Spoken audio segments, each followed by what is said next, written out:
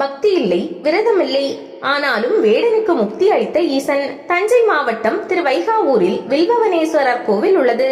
ஒரு காலத்தில் இந்த ஆலயத்தில் தவநிதி என்ற முனிவர் தங்கியிருந்து வழிபட்டு வந்தார். அப்போது மான் ஒன்றை வேட்டையாட வேடன் ஒருவன் துரத்தி வந்தான். தப்பியோடிய மான் ஆலயத்திற்குள் புகுந்து தவநதி முனிவரை தஞ்சமடைந்தது.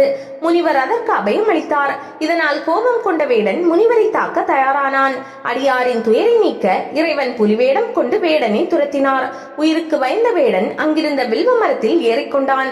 அவனை துரத்திய புலி மரத்தின் கீழே இருந்தது. இரவு நேரம் நெருங்கியும் புலி அந்த இடத்தை விட்டு செல்வதாக தெரியவில்லை. இதனால் வேடன் மரத்திலேயே தங்கியிருந்தான். பசியாலும் பயத்தாலும் அவனுக்கு தூக்கம் வந்தது.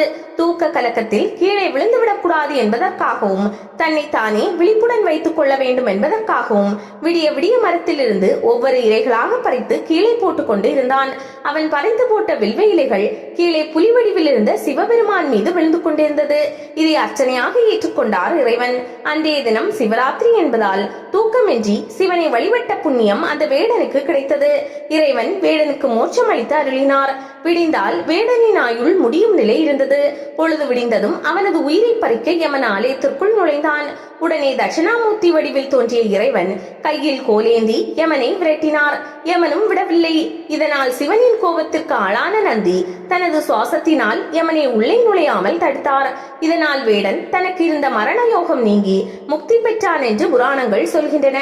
இதை நினைவுபடுத்தும் வகையில் இந்த ஆலயத்தின் நந்தி வாயிலை நோக்கியவாறும் தட்சிணாமூர்த்தி கையில் கோலேந்தியும் காட்சி தருகின்றனர்.